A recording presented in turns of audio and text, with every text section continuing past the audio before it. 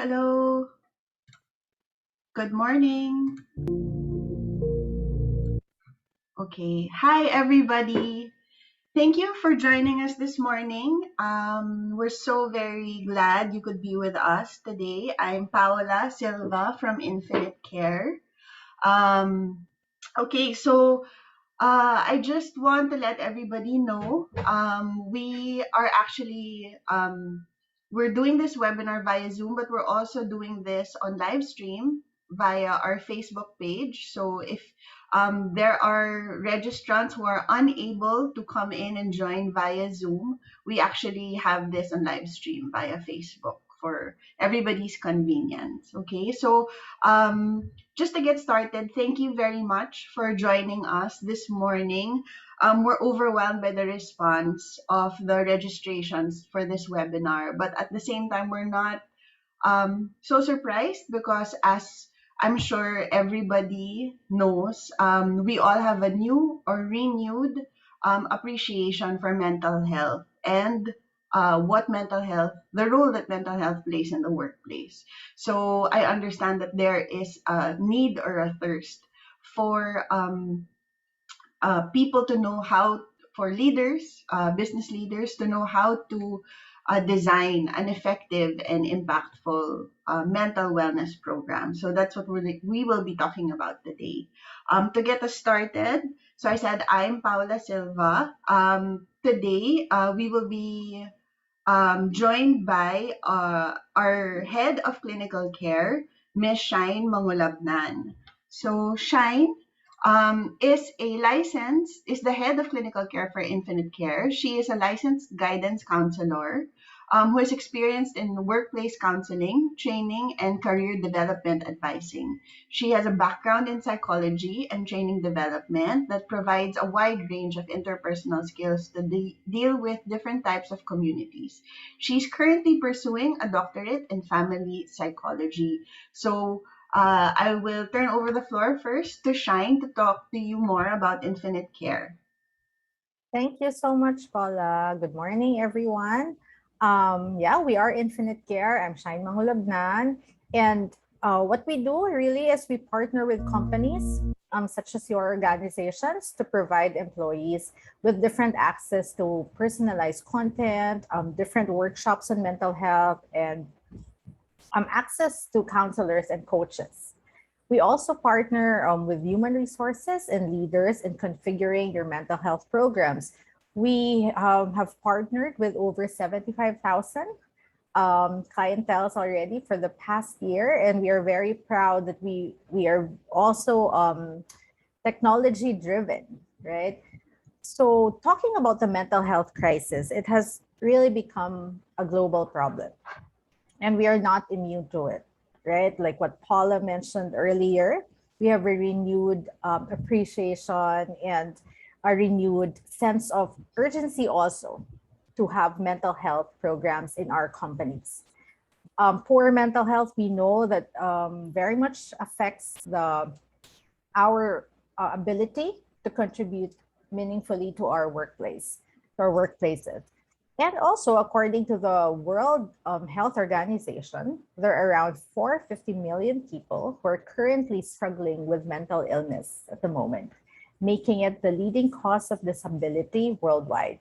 So we need to be able to act now, right? We need to know, and we have to have access, because mental health problems, they result to increased absenteeism, reduced productivity and profits, and high business costs to deal with the issues.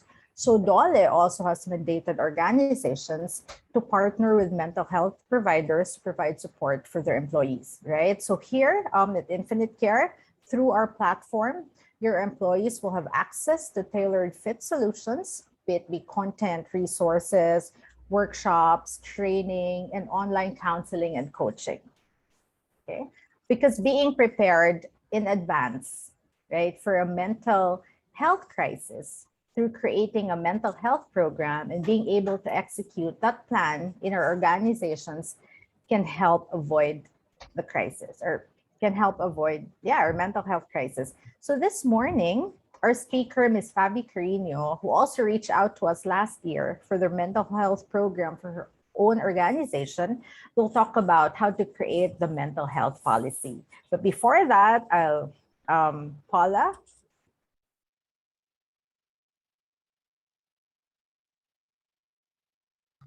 Sorry. Thank you very much, Shyne. Yeah, I was on mute.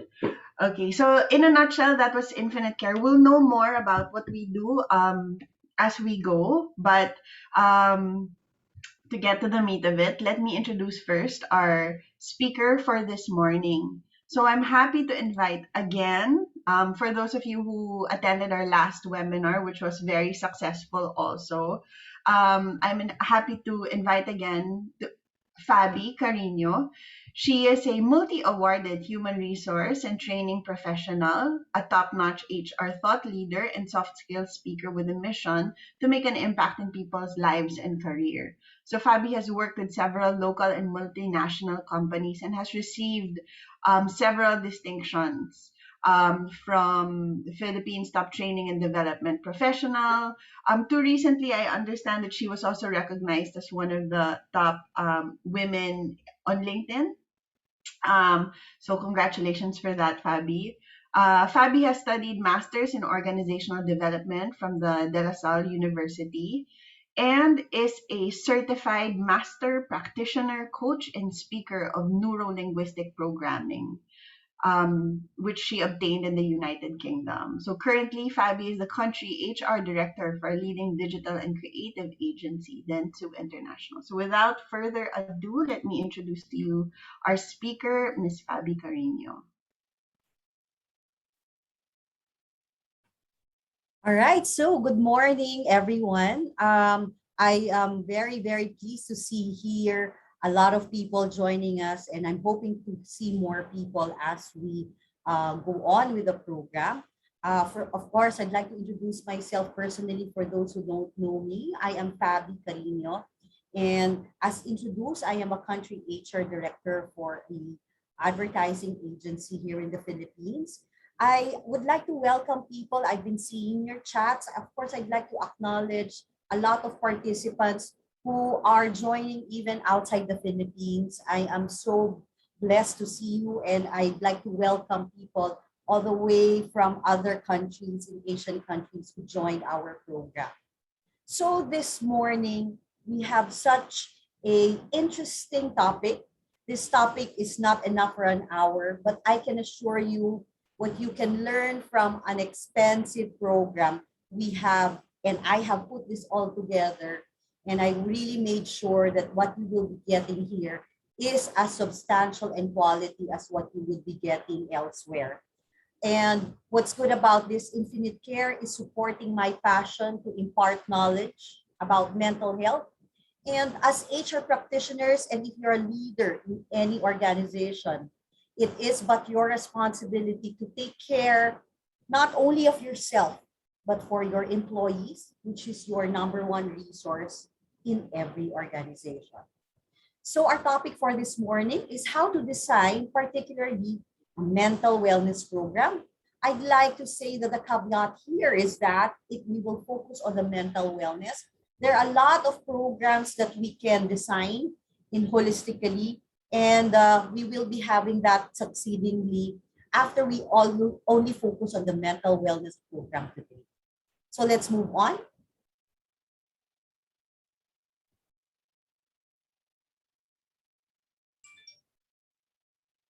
Paula, can we move on to the next slide?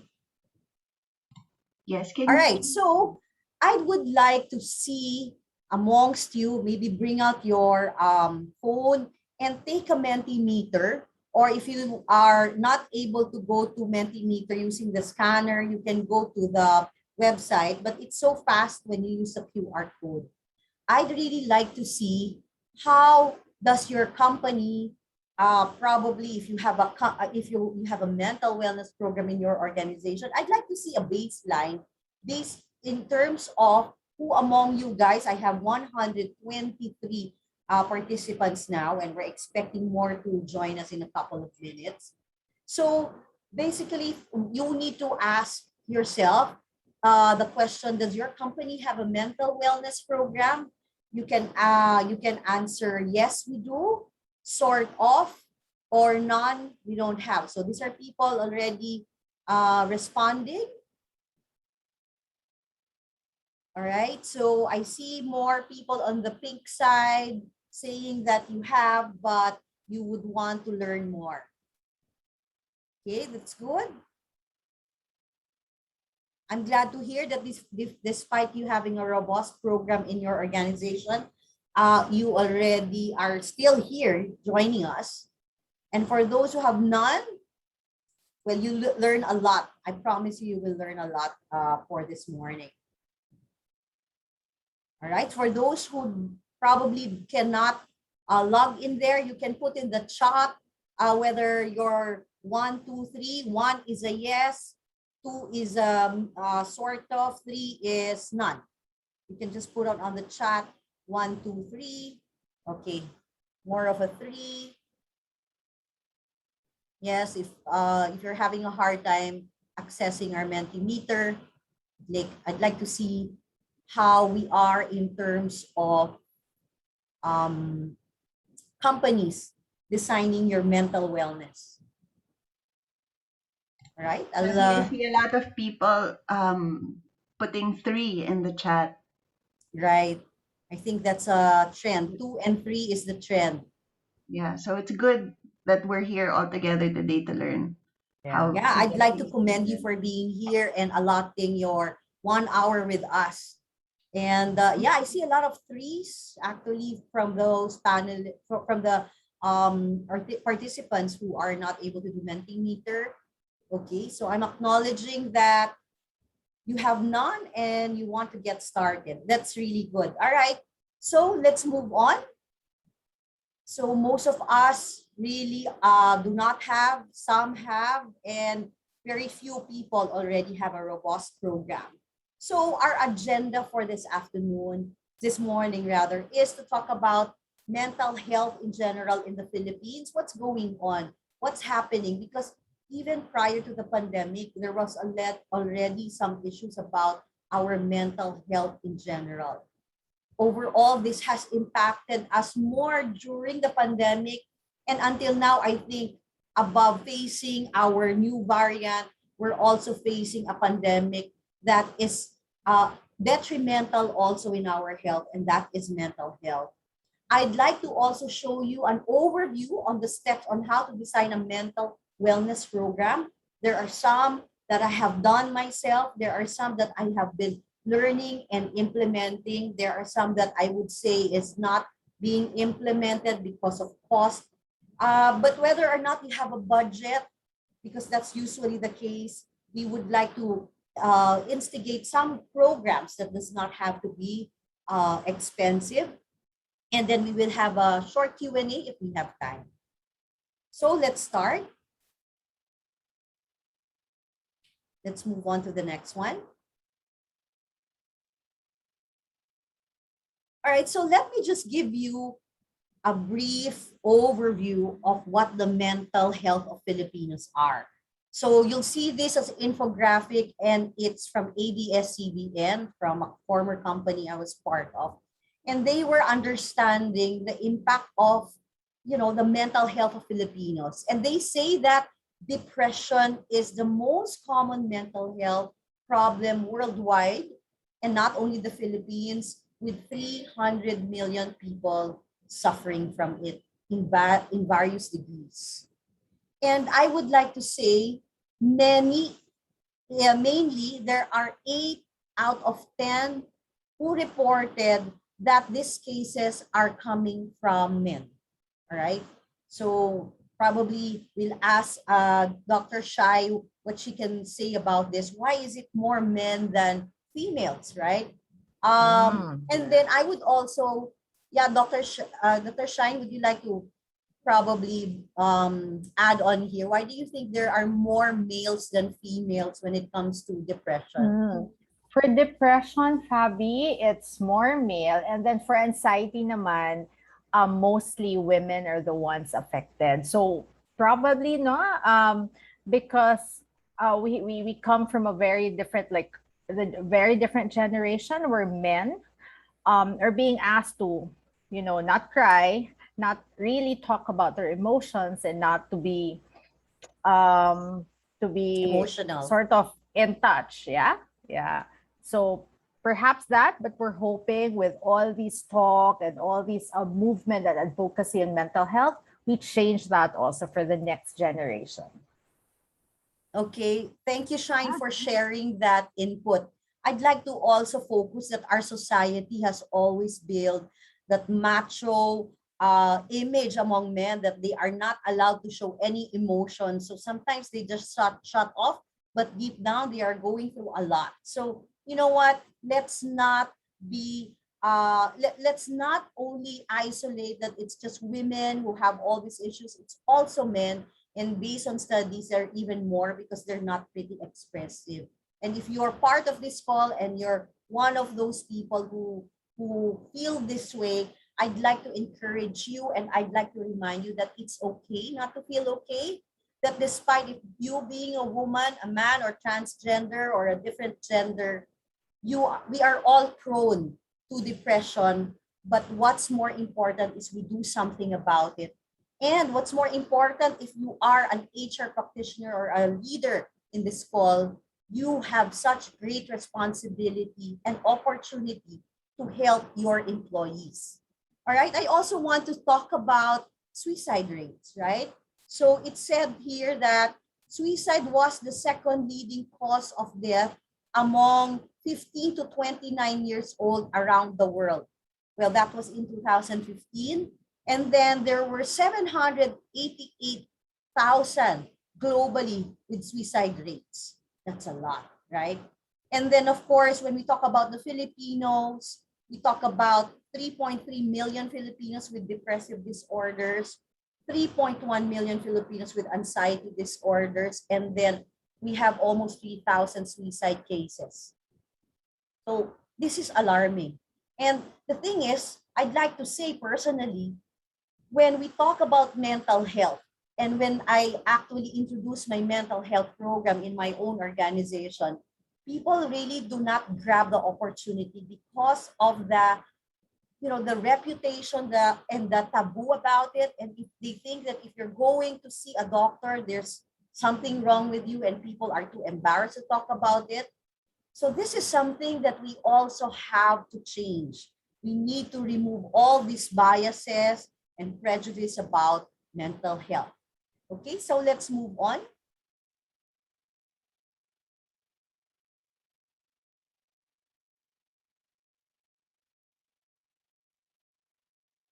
Paula, next slide, please. It's changed na, fam. Can you Okay. hear?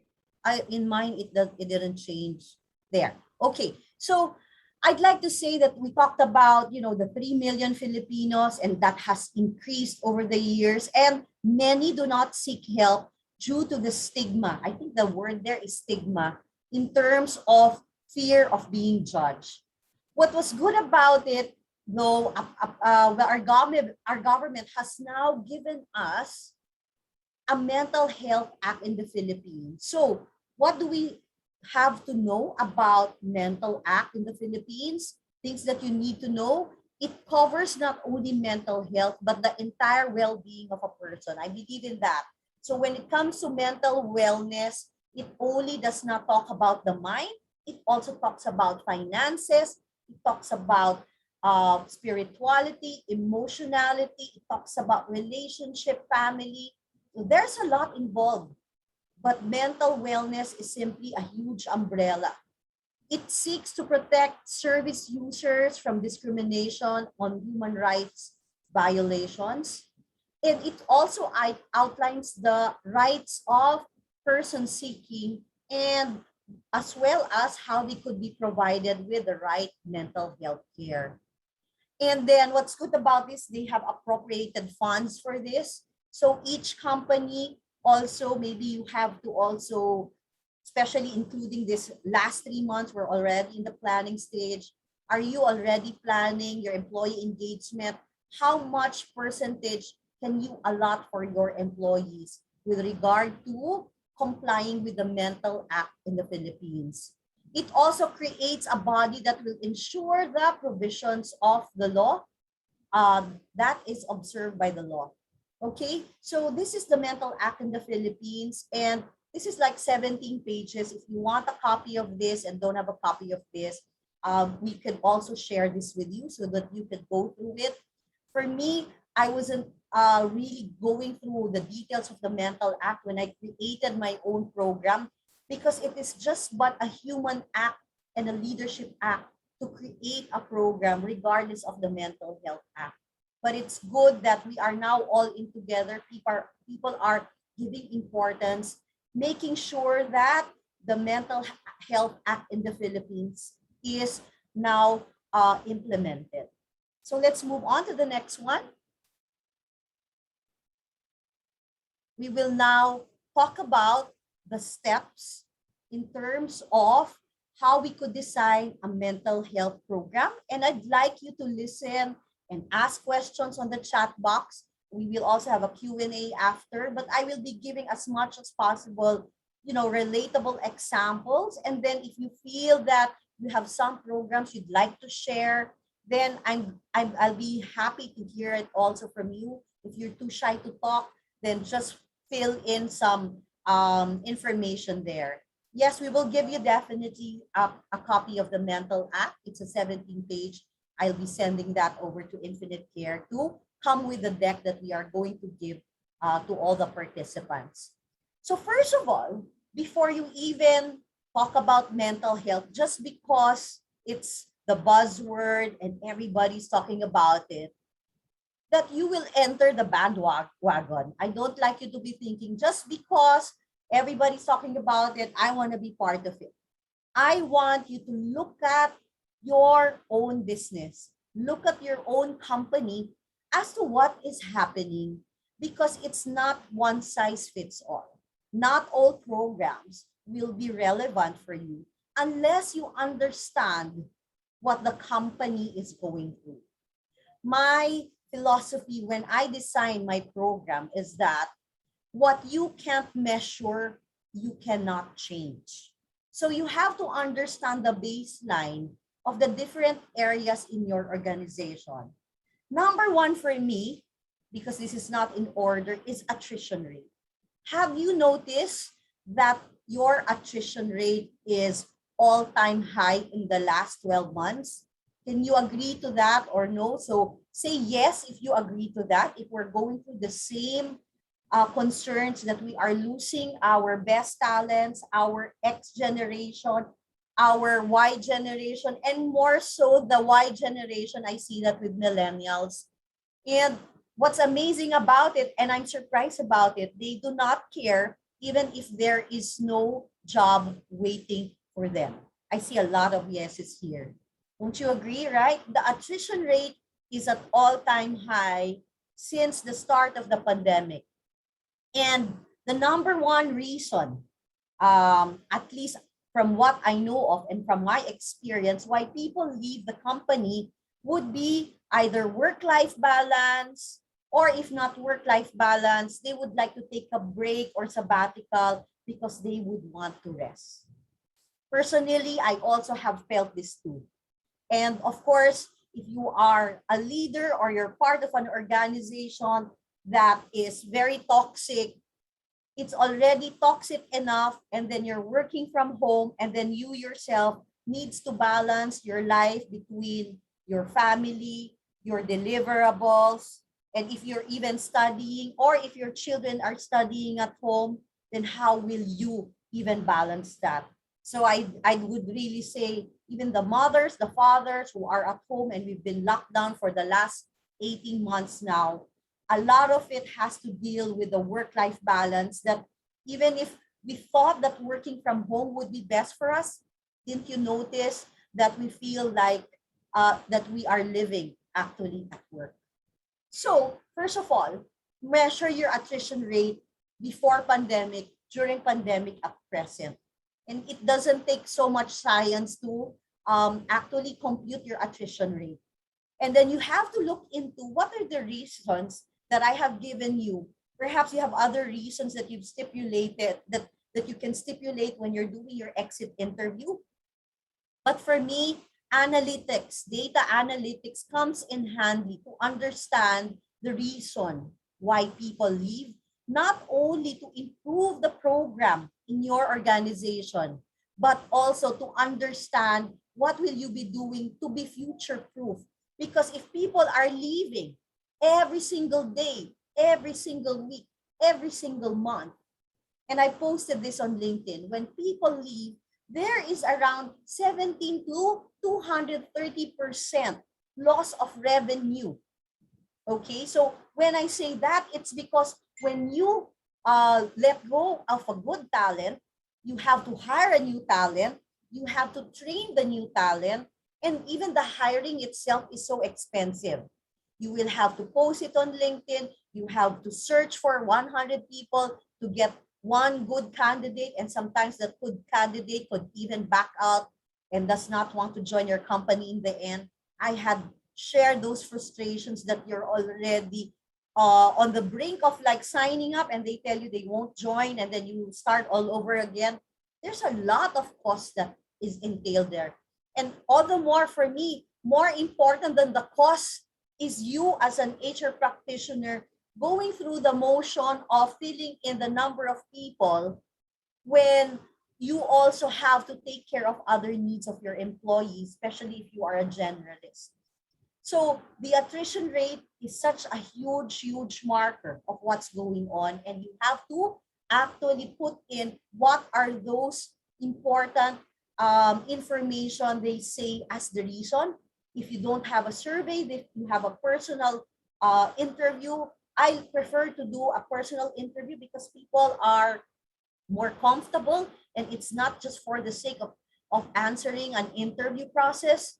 So even at the lowest level, I do have a chance to interview my messenger, my janitor, if they are leaving the organization, because I'd like to understand also, even from that level, what's going on. And you'd see different reasons. Number two is your productivity loss. Do you notice probably people, having absenteeism or productivity, the results? If you're in sales, the production is low. I was talking to a number one insurance provider, and one of my good friends works there as a manager. And I asked him personally, how are you doing? And he was telling me that, of course, there's economic loss, and he has lost 70% of his former commissions compared to the past years. And you would connect that to the productivity loss because some people don't even want to get up in the morning, or some people are just doing their work on their bed, which is so unhealthy. And so the productivity definitely has an impact. Not only productivity, but also the quality of work that comes out is no longer the same quality as before. And we cannot judge what's going on with these people. As I've said, it could be anything. And the pandemic has really stricken us with a lot of issues, right? One of them would be losing a loved one. How do you get through grief? How do you get through losing your job? Or how do you see yourself when you see your parents both losing their job, right? So, there's a lot of interdynamics and things that's been going on. And of course, I only believe that if you have unhappy employees, then you will yield non-productivity or even loss of revenue. Likewise, unhappy employees, unhappy customers. And if you are in the business of customer service, just like HR, we could be grumpy too. In the same manner that the quality of the way we deal with people will be impacted because there's a lot of things going on, especially if we don't even take care of our own wellness. So that's one, attrition rate. And then second one is the productivity loss. I also want you to look at if you have, let's say, 6 groups in your organization, which among this group has the highest attrition rate or the highest low productivity, because these are the group that you need to focus on and find out from the leaders what's really going on with them. You have to review each employee data touch points coming from, let's say, your new hire training, where you can measure the new hire training if you also have that, or if you have also some surveys going on. Next slide, please. All right, so let's talk about how to conduct a needs analysis. So you now see the problem. Now let's go to the how. First and foremost, I'd like to also reiterate, it's not one size fits all, but it's important that just like clothes you wear, it needs to fit snugly, or at least it needs to fit comfortable. So how do you do that? First of all, you need to conduct a survey to evaluate the personal wellness interests and needs of employees. I'll give you an example later on. Second, you need to conduct an organization assessment to determine which type of wellness programs to offer. In my company, globally, we have 2 check-ins. One during May, where we talk about wellness. We talk about how happy they are. Generally, it's just a happiness survey. And then the other one during this October, we're coming to October, we're going to have a organizational yearly assessment. So I'm sure you're doing that in your company. If not, I'd also like to give you some example how it's done. Evaluate all the time the health culture. I have to reiterate again, what you cannot measure, you cannot change. Make sure you know the baseline of how people are feeling. And then after conducting several programs, then you could conduct another assessment to find out how effective that program is. Review your mental health utilization, especially if your mental health programs are connected with your HMO. You don't need to know who they are, but at least you can have a trend as to how many people have been seeing your mental wellness partner or your psychiatrist or your resident psychologist. Next slide, please.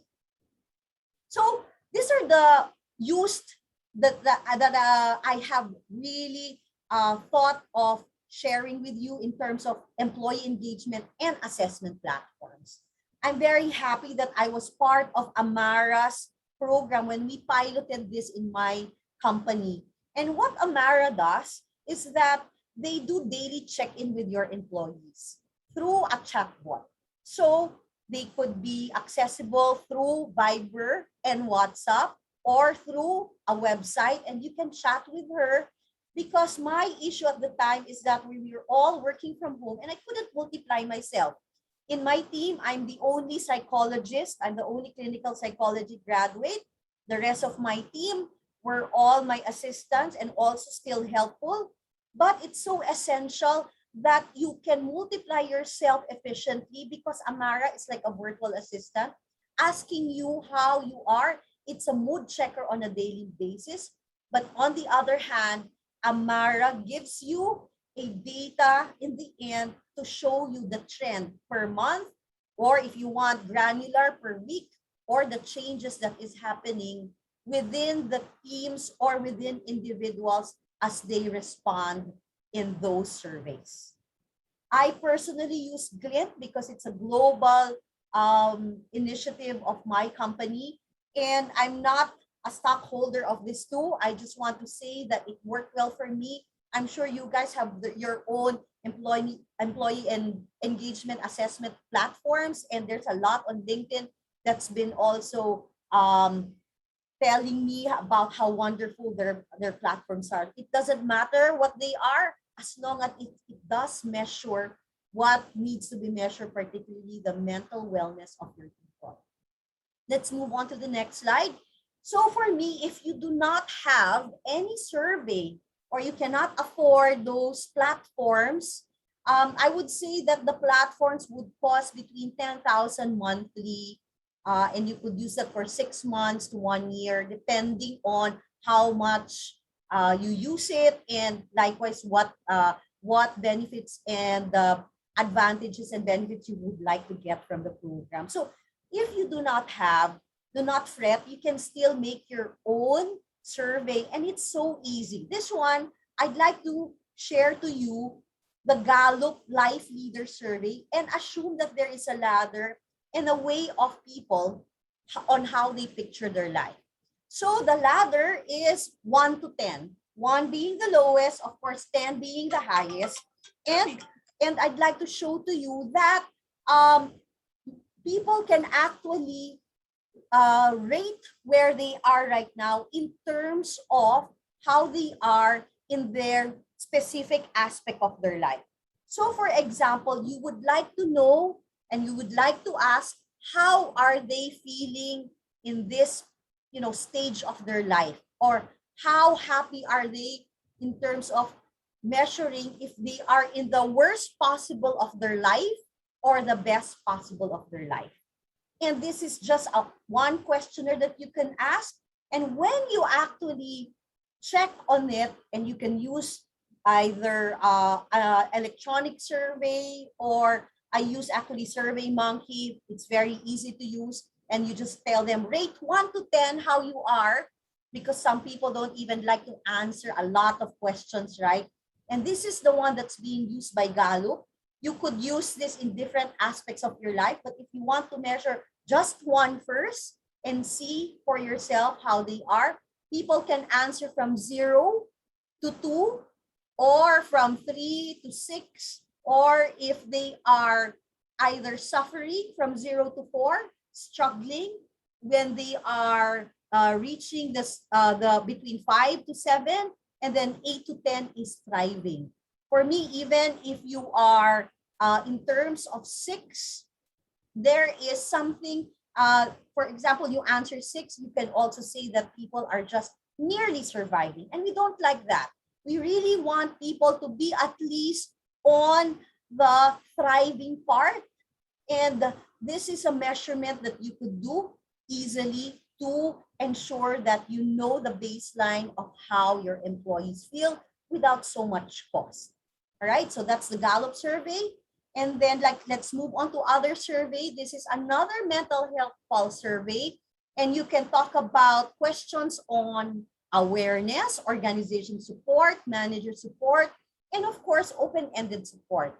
In general, I won't go through the questions, but I'd like to tell you that this kind of question measures how aware they are in terms of having it rated to 1 to 6, and understanding if they have a clear awareness of the health resources that's available in the organization, or they know directly what resources they could use, or they also have a mental health resource that they are accessible to.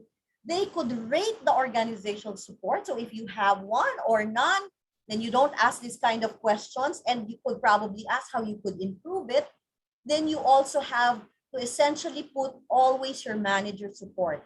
In every organization and in every project, your manager plays such an important role in pushing training, in pushing mental wellness, in pushing motivation, coaching. But if your manager themselves is going through something, then they themselves must start off by being part and taking care of themselves first before actually supporting other people. Then you can also put in open-ended questions, asking what probably the organization can provide. Perhaps if companies would also ask if they want a wellness day off every month.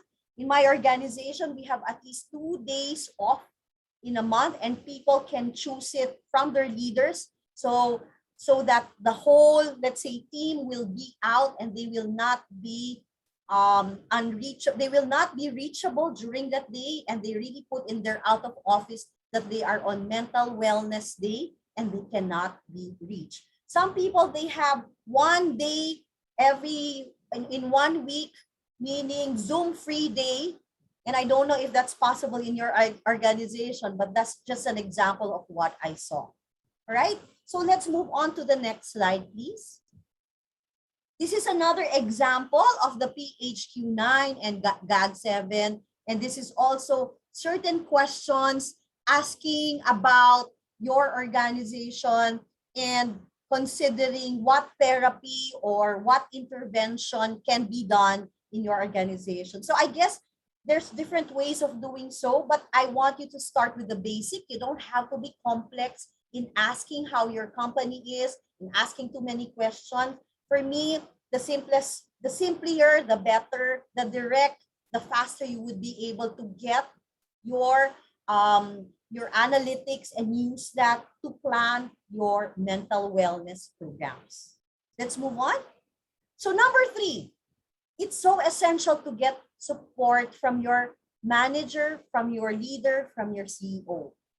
You know why? Because if it's just you in HR, the one instigating, the one creating this program, I tell you, it's so challenging. I've been there because I was so excited about this program even prior to the pandemic.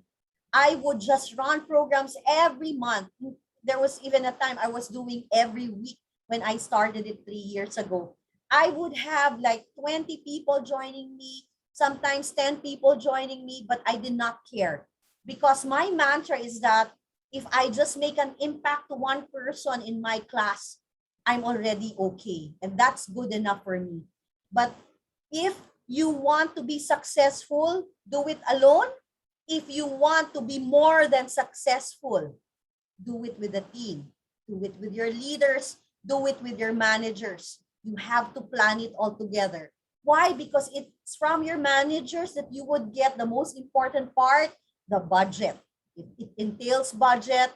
As much as we would like to get, let's say, mental health kits, which is one of the things that I really like to do for Mental Health Month in October, then it entails budget, right? So get the support from management, tell them the impact, show them the numbers that I've showed you from the beginning, and tell them, you can focus on 3 programs after measuring it. So there has to be an ROI all the time. Remember, people are running a business. It's not just enough you run something and don't get anything in return. You have to have a correlation between what you're doing all the time and the measurement of your success in the end.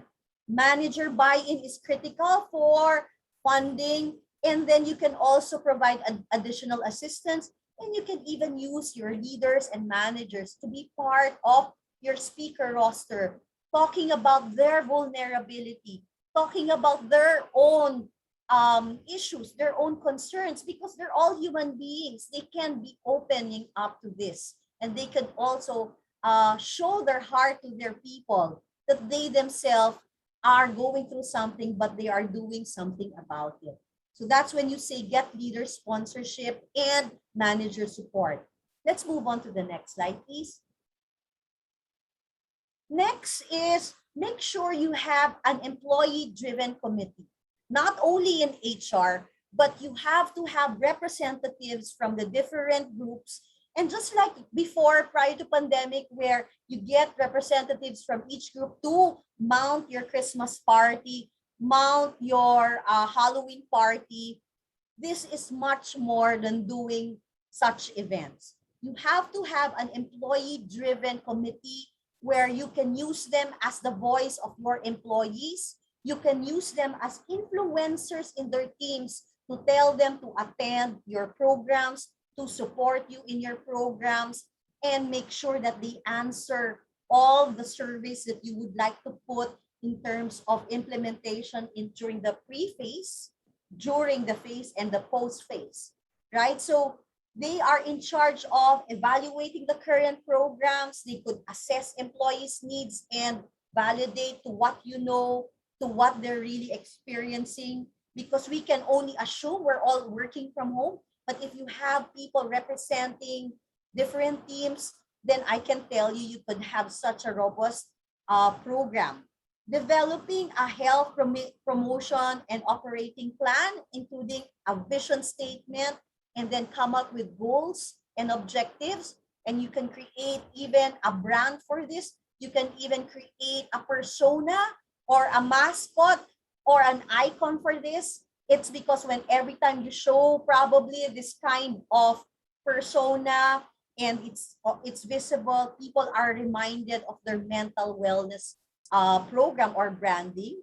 And then they can assess you also in terms of end-to-end from implementation to evaluation. Next slide, please. Next, let's go to number 5. Let's go back one slide. Yeah. So for me, this is the heart of what I can tell you that I have worked on. It starts off with education and training. I started off with training my teams with your Mind Your Mind hashtag Mind Your Mind program. And even if I had little or few people joining me physically, I would ask them, or I would take pictures all the time, put it on LinkedIn in our company page, and put a hashtag, whether it's, let's say, for me, it's Mind Your Mind program. And what I do is really invite people to talk, not only myself. I've been initially doing it myself, and then I get people to talk. Either it's for free or if at least you give an honorarium, because of course, when you value the people that you invite, you have to also allot an honorarium for your speakers. You have to also understand speakers that you get really put in a lot of effort with 20 years of experience sharing to you something for free. So make sure that when it comes to education and training, you also take care of your speakers. So actually, Infinite Care has a roster of speakers, including myself, to provide you on this program on the part of education and training. You have to look at the regular culture evaluations, so surveys, as I've said, need not to be very complicated. You can have your weekly survey of the ladder by Gallup. You can also, have a diversity, inclusion, and for me, what's more important, more than diversity and inclusion, is the feeling of belongingness, especially for new hires, especially for the LGBT group, because when they join every organization, there's even that insecurity that they won't be accepted. So I've seen that as a recruiter myself. They ask me, ma'am, are you guys open that I am a transgender? And I really tell them, and I really assure them that does not matter, because what matters the most is the attitude and the results and the competencies of each individual. And if you don't have any policies left on diversity, inclusion, belongingness, there is so much that there's wealth of knowledge that you can learn from this. And most of all, providing a psychologically safe environment where people can actually communicate without having the fear of losing their job when they talk to their managers, or without having the fear that they will be disrespected. So these are dynamics and things that are now being highlighted, all about diversity, inclusion, belongingness, and psychological safety. Partner, please partner with an expert, a mental health care provider. You cannot do this alone. You cannot be a counselor to all your 1,000 employees. I'm telling you, that was my concern last time. I had my Amara to check on my employees on a daily basis using AI technology, but I also had to multiply myself. And incidentally, at the time, I reached out to Infinite Care and I asked them if they could be my extension of being my psychologist and officially. And until now, I work with them as my healthcare provider, so that in any case that there are, serious matters that you can no longer amend or address, then you need to see a psychologist. Your employees can easily see a psychiatrist and psychologist. Another thing that I would like you to look into is identify who among your employees could be first aid mental responders. So who among you can be like you? Because everybody probably runs to you when you have problems, but I'm telling you, people are always willing to help. So you can post and ask in your leadership teams who among them or who can they assign to be part of a first aid mental responder. There is a specific training for that. There is an introduction for that so that you would know if you are, the kind of person to be a mental health responder. And you are not there to solve the problem of your employees, of your friends, but rather these are simple techniques for you to be available, just like a first aid. It's called first aid, and you are the first responder when it comes to people looking for help, and you don't have, perhaps, let's say, a partner, a psychiatrist who could help you immediately. The first aid mental responder in your workplace can help. And I would say you could have at least 1:30 employees, where at least 30 employees have a go-to. If that's too much, you can even have 1:15. It really depends on the cluster and the culture and how toxic the environment is, or how, let's say, psychologically safe the environment is. So the more mental responders you are, and the more people can see that there are first aid responders they can run to and can ask help from, the first aid mental responders are going to be trained and certified to help, listen, and if they cannot help, they can recommend for higher interventions, such as seeing a psychiatrist, where they could provide a deeper understanding and interventions that are highly recommended for whatever they are going through or whatever condition they are going through. Especially so if they are suicidal and they keep talking about it all the time, then that's a cry for help. You cannot be responsible for those kind of employees. You have to report that. You have to get help in terms of professional help. Next is leadership programs for leaders. Leaders should know how to coach, how to influence motivation. I don't believe that they can motivate people, but they can definitely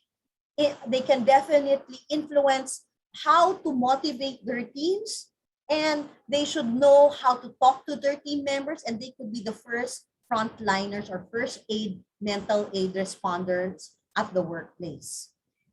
We've mentioned also about the mental health check-in. Then you also have to take a look at your policies.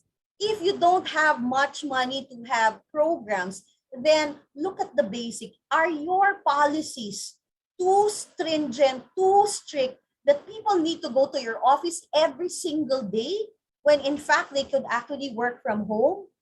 In studies, 27% of employees stay more when you have flexible policies and procedures. So please take a look at that. Gone are the days of traditional ways of doing things, that everything has to be done at home. We now have technology. Of course, it's different when you're building a house. It's different in some sort of activities. When you're a mental health worker, you have to be in the hospital. But all of us here are in corporate. There are instances when you could put the work at home. You can be flexible, but flexible does not mean that there is no boundaries, because it's not a 24/7 job.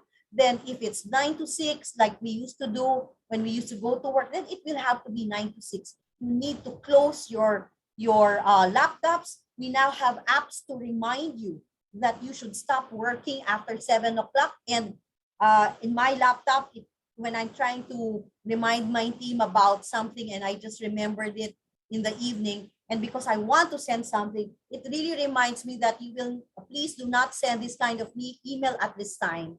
And that's good. It reminds me I don't need to get a response from the time, but we have to do away. As leaders, I'm also partly responsible for what I do and I say. So if I say, take care of your mental health, we have to have work-life balance, we have to stop sending emails before 8 o'clock or after 9 p.m. because it really makes an impact to people's mental health. And they would really be anxious to respond to you, even though that's not your intention.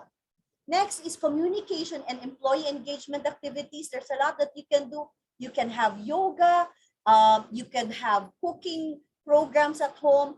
You have to know what would work best for them, and you would know that using your mental wellness gauge or surveys as to what they would like to learn.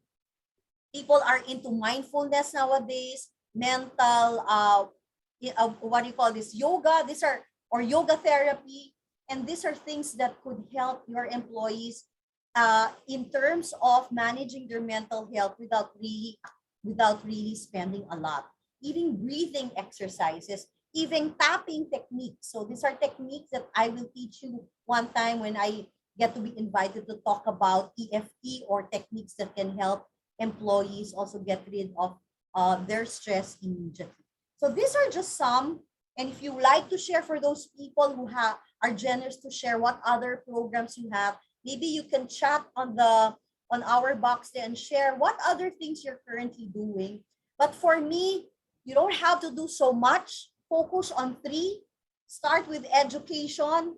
Get a partner to help you understand what your teams are going through. Get a professional, an expert, a resident psychologist, psychiatrist. That's number one. And then go to policies. If you want to focus on just top three, you can't all do this at the same manner unless you have a mental wellness teacher, or the department manager or team who just does this. But if you're working alone and you have small resources, just focus on at least three programs. Okay, let's move on to the next one. After everything that you have put into, you invest time, you invest effort, you invest people's time to be part of your programs. You have to look at how you could conduct periodic monitoring and evaluation. It starts with the financial savings, the impact a while ago. If your attrition rate has changed over 3 months, 6 months, 9 months to 1 year, then you could measure the impact in your financial savings. So for example, if your attrition rate is 45% and it has lowered into 36%, it's still high, but at least improved. You would have financial savings definitely when you measure that. You can also measure the success of your program in terms of participation and engagement rates. How many people are attending your program consistently? If you have a monthly, let's say monthly Thursday wellness program for you guys, how many of them really attend? I'd like to say in my experience, we have problems saying that they're too busy to attend, but they want to attend. So make sure you have a recording session of this and share it to them. And one or two people can access this during their times that they are available, and you can measure the participation and engagement rates, and even post engagement rate as to how they perceive the program. You could look at overall health outcomes again using the ladder. You can ask them 1 to 10, how do they feel after 1 month that you've been doing this program, after 2 months, because it's not an overnight process. It takes time. It takes months to build culture. I would say the best effectiveness, you can start measuring programs after 1 month, 2 months, and the third month. And you could do an 18-month program so that from end to end, your leaders can actually see the impact of what you're doing and not just a one-off program whenever you feel like it. Then, of course, the employee feedback counts a lot. If you think that the program really did good, take it verbatim, ask them to write a review and rave about it, put it on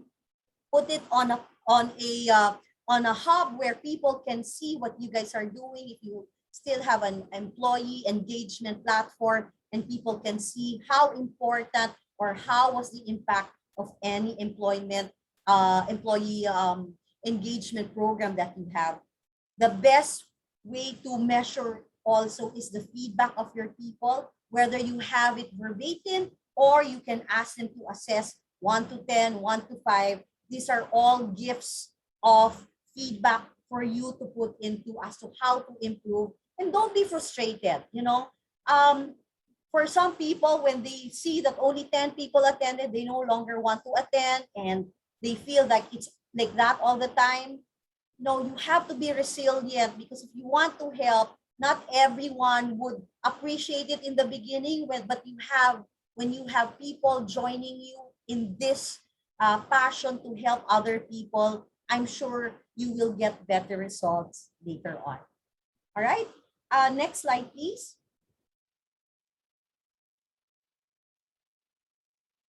Of course, consistency is key. After measuring it, it's not just one-off programs. You have to maintain and continuously have to have all this employee engagement.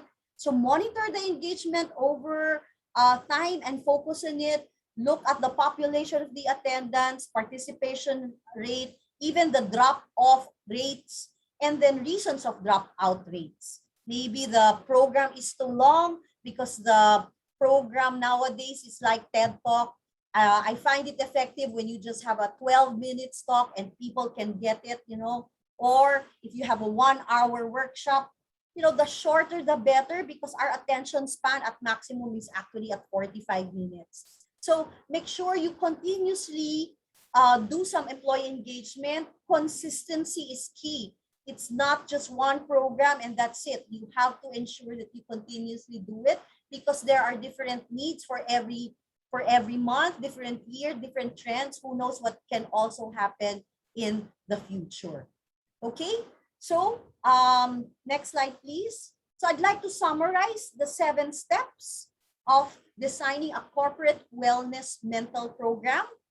And I have put into my own experience in terms of how to design this, starting from the business loss drivers until measuring it, until the continuous sustainability of your employee engagement program.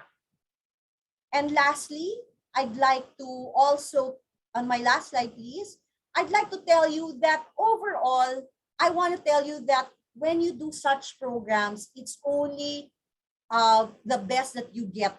One is you have happier employees. Happier employees yield happier customers, higher productivity, improved employment morale, and of course, I can tell you, you cannot diminish attrition.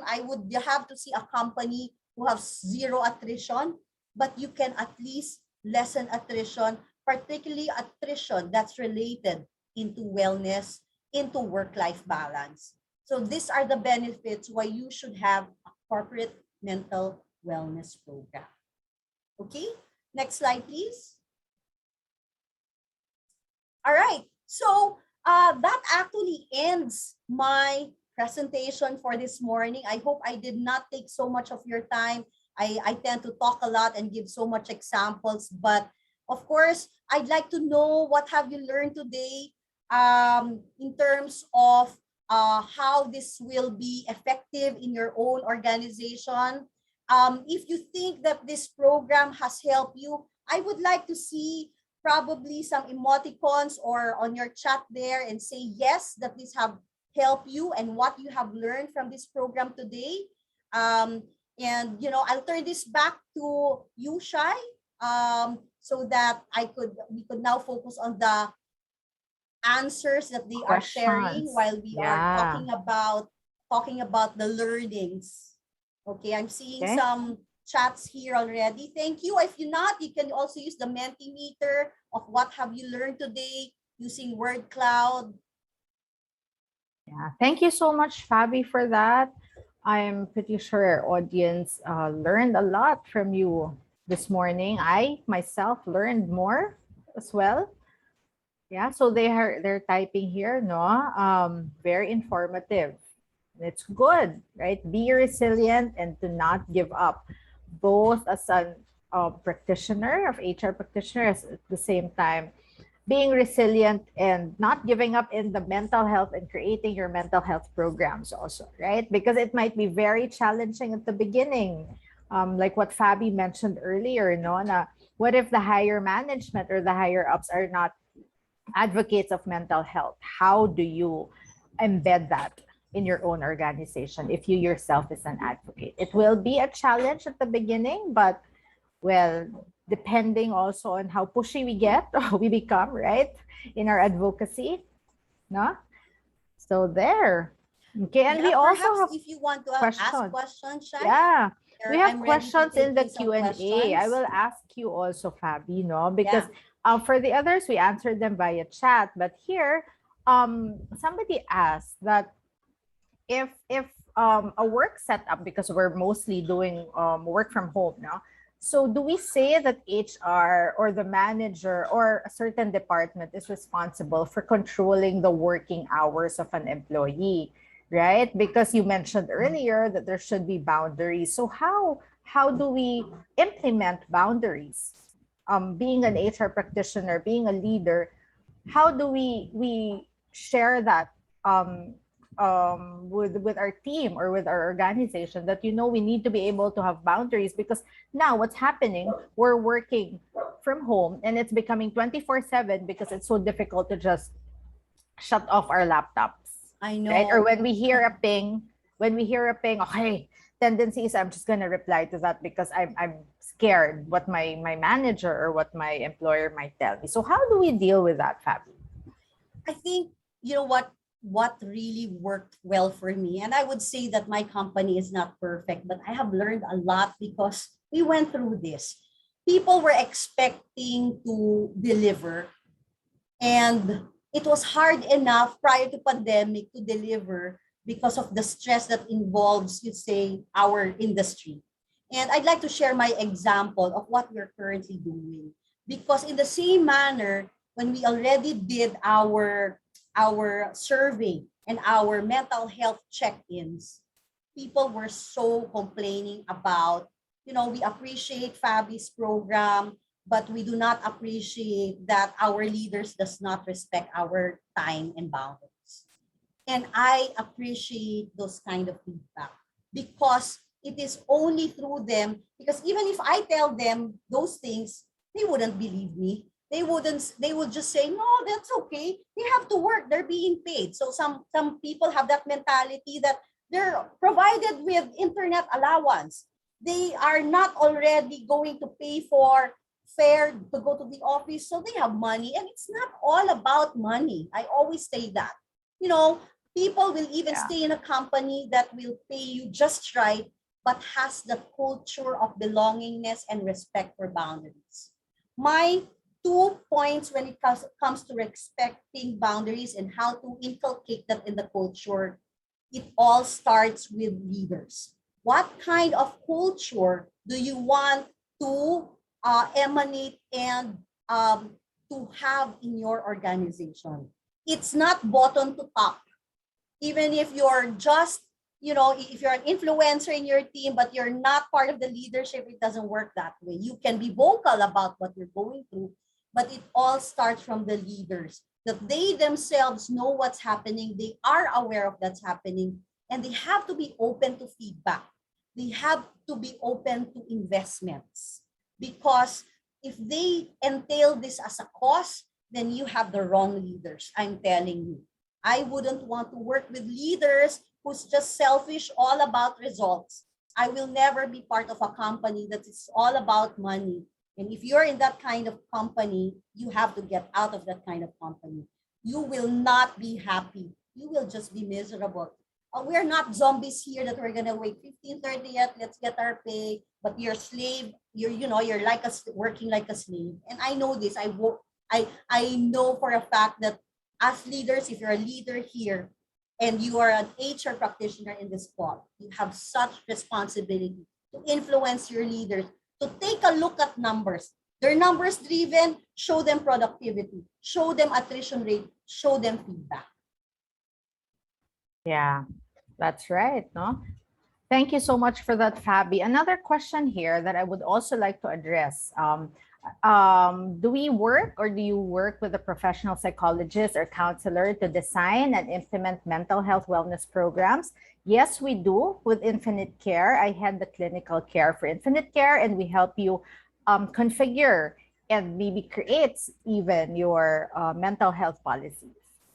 Okay. Another question, Fabi. This is interesting. How do you handle leaders with trust issues? especially in terms of working hours, work from home. So it's probably been a challenge for everyone.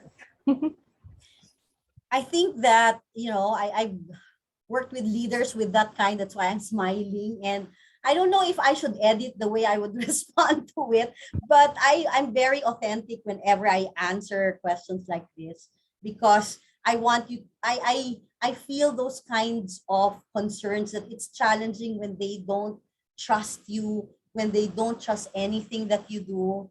And I've asked this from another HR practitioner in one call before. And you know what he answered is that you can never ask people to trust you because it's earned. That's one. Number two, if the element of the leader has low EQ, because trust is EQ also for me. When you have high EQ, you have trust, you empower your people. You don't treat your people like nursery people that you keep checking them, showing. I heard of one former company of mine, who takes pictures of what they do every hour, and they have to send it on over Viber. And I'm deeply appalled when I heard that from my direct reports. I said, wow, they have time to do this? You don't even have time to complete what you're doing. You have to take pictures all the time. Do they even own your phones? I would say that's violation of human rights for me.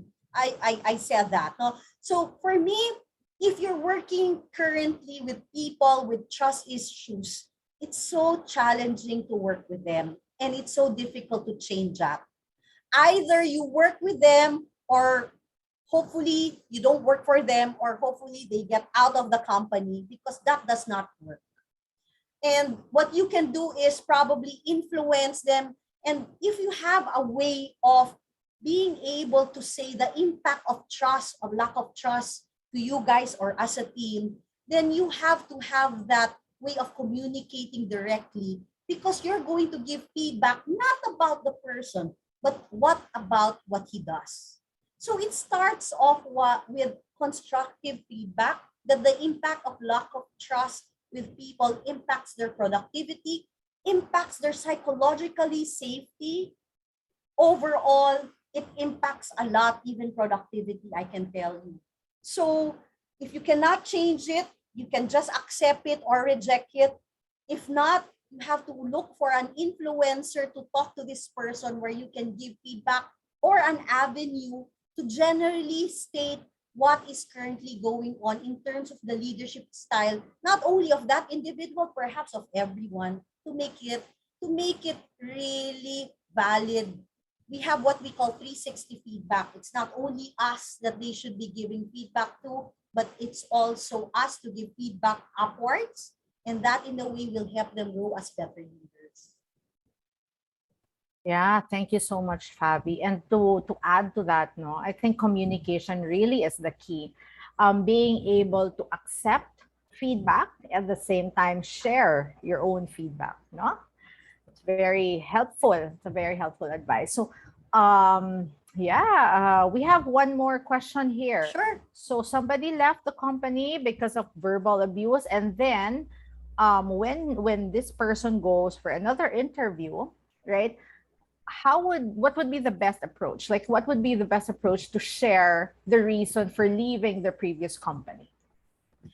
I would always say the truth, but not in a way that I would say exactly the details of what happened, because there's two sides of the story all the time. And when I'm interviewing, I give the benefit of the doubt to that individual. If they're very transparent and tell me the details, I don't judge them. I don't judge the leader right away. But for me, if you are in that position and you would like to explain what happened, I say general information, such as I left because I didn't feel that the leadership style of my manager was a style where I will be able to grow, where I will be able to thrive. And the leadership style or communication style. So it's a general feedback. And if you want to go deeper, you could give that as a specific example, but also try to also be conscious that whenever you're being interviewed, we're also looking at how you are describing the behavior of people, because I would like to imagine that when I hire you as an individual, you are telling me the truth, yes, but is this the way you will talk about me or talk about other people in the organization? So you have to be constructive. There's nothing wrong in being honest. There's nothing wrong in being vulnerable. I would embrace your vulnerability, but not all HR practitioners are gonna be thinking like me. So at least make sure you do positive scripting, and it's just about a mismatch of leadership and communication style. And I felt that I had to leave. So that's the best way to answer it. Yeah, that's right. Thanks, Fabi. Okay. So, Paula, back to you since we don't have Yes. any more questions in the chat box, in the chat room.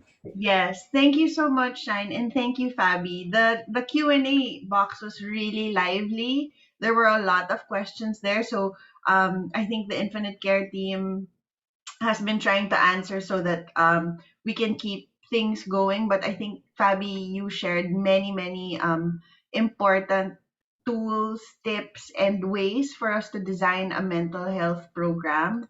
Um, we will be sharing the slides to all registrants this morning, so please stay tuned to your email inboxes for that. I want to thank Fabi very much for gracing us again this morning with her presence and her wisdom. Thank you to Shine for moderating the discussion today. For all the participants, we'd like to invite you to please fill up the post-event survey. The QR code is on your screens. I've put also the link on the chat. Um, to be able to claim the e-certificate for this webinar, you'll need to fill up the post-event survey. So please do that if you'd like to claim.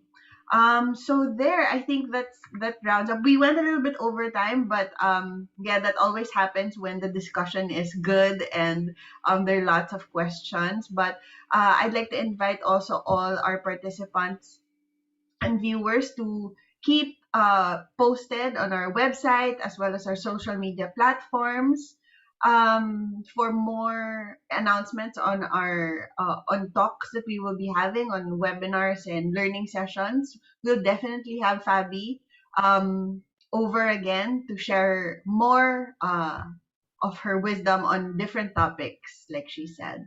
So yeah, without is there anything else anyone wants to say? Yeah, so if you want to get in touch with Infinite Care, you can reach out to us via our website or info@infinitecare.co.